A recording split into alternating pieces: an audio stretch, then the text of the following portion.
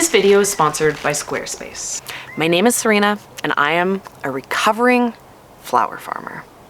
For the past 6 years, I had a farm where I grew cut flowers, and one of my absolute favorite crops to grow was tulips. It was one of the first things that would come up after a long, cold, dark winter here in the Okanagan. You know, we're zone 5. It would always come way too late for me, and the way these flowers would just explode into beauty always just captured my heart. Plus the fact that they were fairly easy. They're a fairly easy crop on the farm.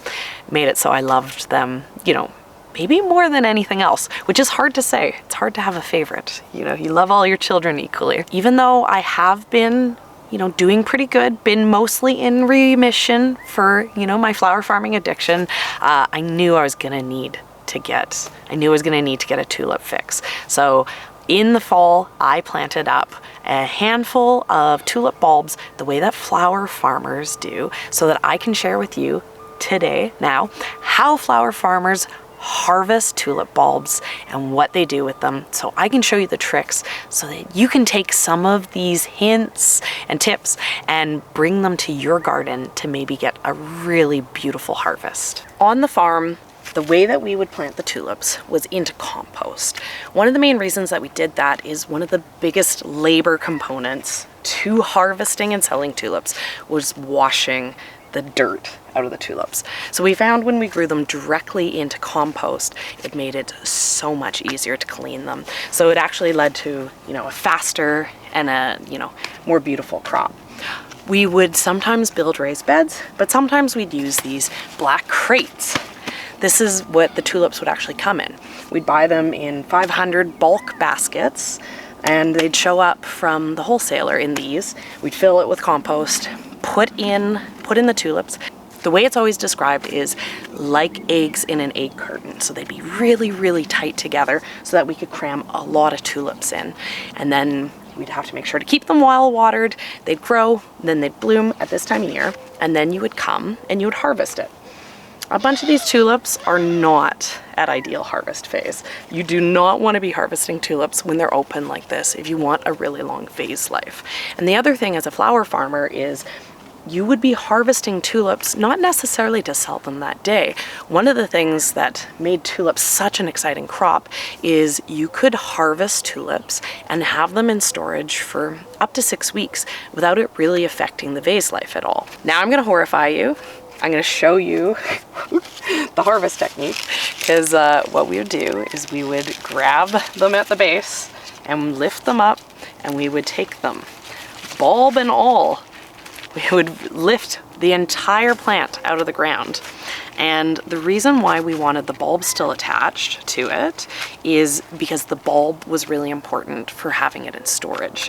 When we'd harvest them while they were still in a bud phase before they'd opened up into a bloom at all, with the bulb attached, we'd put them into boxes and put them into the cooler at the right temperature. I usually had the cooler around 3 degrees, and yeah, they just happily stay in stasis. There was enough, you know, nutrients and moisture in the bulb to keep the plant thriving.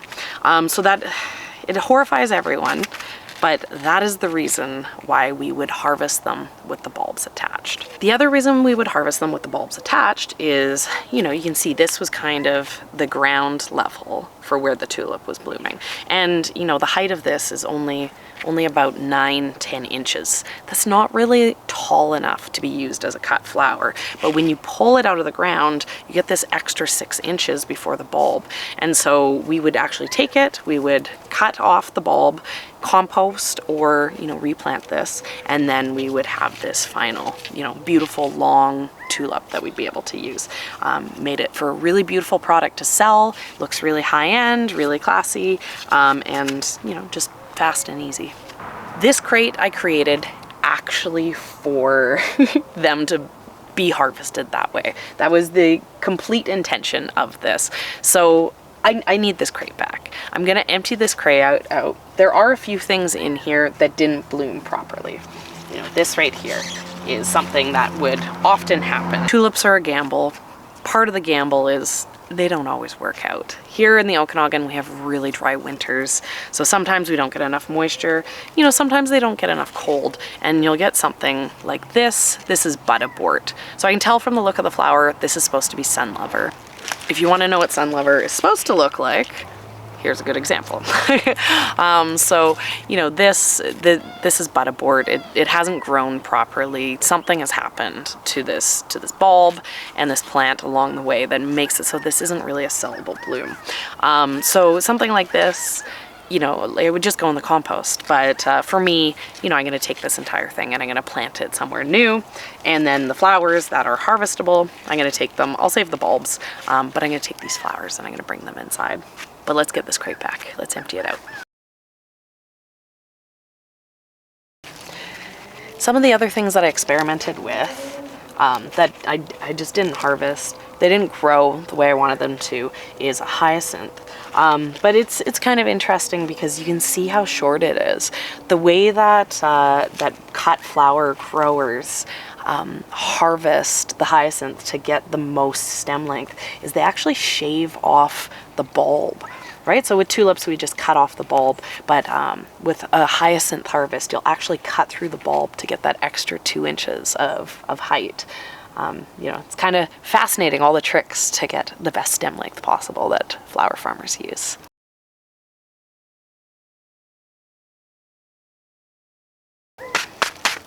This is always my favorite part about harvesting the tulips, getting to have just a beautiful armful of them. Once you have your tulips, what you're going to want to do to be able to extend the storage life of them is you want to get a piece of paper. And, you know, back on the farm, I used to just use cardboard boxes. But the one thing that I miss the most from the farm that I just don't have here, and I never will, is I had a walk-in cooler. So I had infinite fridge space, but if you're like me, you probably have 0 fridge space. It's probably a desperate struggle just to fit your groceries in. So, you know, we're not filling a cardboard box here. What we're gonna do is we're gonna get this piece of paper and we're gonna lay the flowers out on it, and then we're gonna wrap them up. So we want to have the paper, because the paper is going to hold a little bit of moisture to it. And then we're going to take this papered, you know, bulb package, and we're going to stick it inside a plastic bag. You know, get like a little garbage bag, and then we're going to get it in the fridge. The paper is going to make it so if there's any moisture inside of the bag, it's not going to start to mold and mildew these flowers. The paper is going to do a little bit of work for regulating the humidity level of the flowers. So that's, you know, one of the, mosquitoes. That's why we want to be doing this. Now, if you're like me, you probably don't want to have your tulip bulbs in your garden be one and done. So this technique with the bulbs attached is what flower farmers do because they want that really long, high quality storage life. But if you want to have your bulbs come back again and again, you can still harvest them and get them into your fridge to extend, you know, the season of when you can use them. I'm in front of planting around my little apple tree of yellow pomponette tulips, and these were not open today. These were not open at the beginning of the day. It's now the end of the day, which is brings to another point about when you're farming tulips. You need to be checking on them like 3 times a day, because these go from the right time to harvest to too open to harvest really, really quickly. So yet again, these open flowers, if I harvest them, they're not going to store super well. But there are still a few in here that are kind of the perfect stage for harvesting. It's still closed. It hasn't started to open up completely. So this is what we're going to go for. You can harvest tulips without the bulb and store them in your fridge, and it still will be fine to store them for a couple weeks. I know this because when I would be harvesting the bulbs, I wouldn't always get the bulb. Sometimes the stem would snap off and the bulb would actually stay in the ground. And you know, I'd throw it into the box with the bulbs too. The one thing that it'll do is it won't stay as strong. So they'll get kind of weak and limp and floppy. They'll look really bad. They'll look like garbage when you come to them.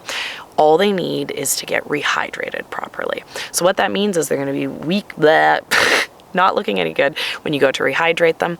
You want to get them very nicely supported so that the stem is holding up in water, in a cooler, you know, our fridge, for an entire day, 24 hours, before you then take it out of the fridge and start arranging with it. So you can still harvest stuff out of your garden and keep it in your fridge and use it, you know, in delayed time. You don't have to pick tulips out of your garden in real time, and you'll be able to get them to come back year after year.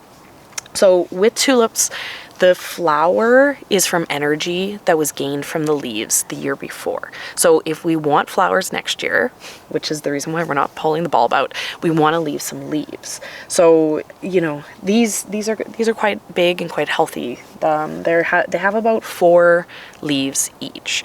So the more leaves we take on the stem, the longer the stem's going to be. The more leaves we leave on the plant, the stronger the flower's going to be next year.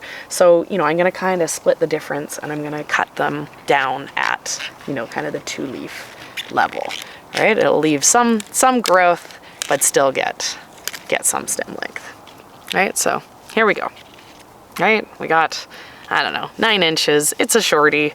This isn't what I'd want to use. If I was a florist, I would complain about the quality of this stem. But, you know, this is still going to be plenty good for us to be able to put together something in the future. You can see, because this is a double, even though it has lots of color, it's still nice and tight. This will keep for a week or 2 in the fridge.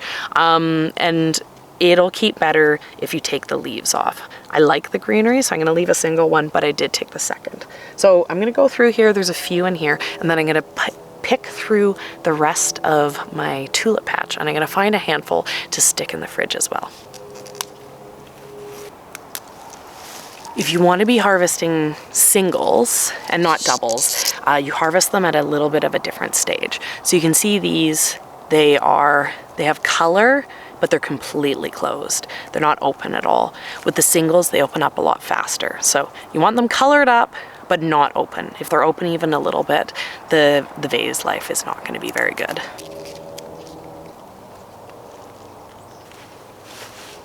That's a decent handful. That'll be the base for a bouquet to go along with some greenery that I rustle up. You know, the stems aren't super tall, but, you know, if you arrange it into a shallow vase, you know, it's more than plenty long enough. Let's go make some space in my fridge. Before we go hunting for space in my fridge, the impossible job, we're gonna do the same idea that we did before. We're gonna take these loose flowers, and I just grabbed some recycling paper, and I'm gonna wrap up the petals, the flower buds a little bit, and then get a plastic bag, and we're gonna just seal in. So the reason why we're doing this is we're trapping the moisture in. We want the plants to hold on to the moisture as much as possible. And then, you know, you can see, right? It's like the size of a bundle of asparagus.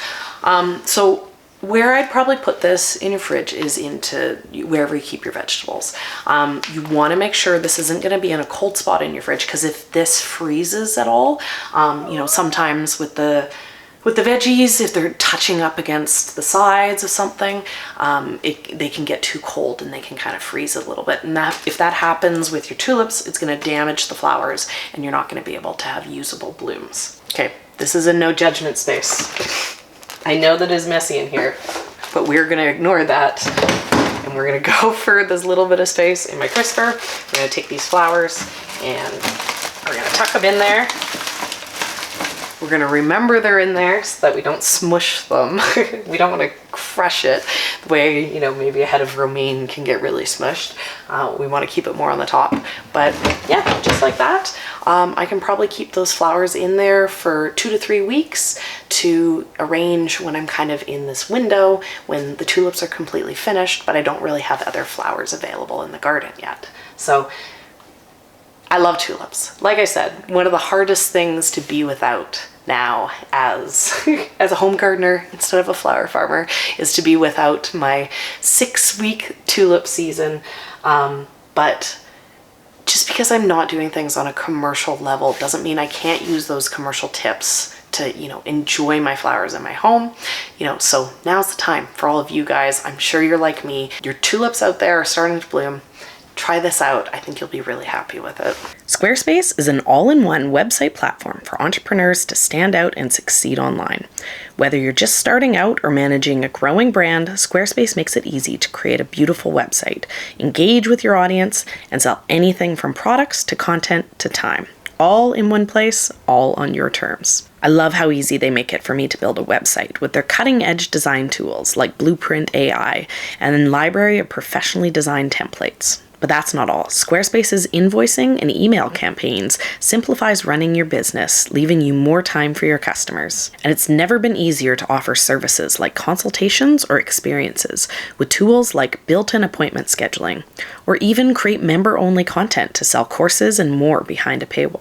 Go to squarespace.com for a free trial, and when you're ready to launch, go to squarespace.com/youcaneatthegrass to save 10% off your first purchase of a website or domain.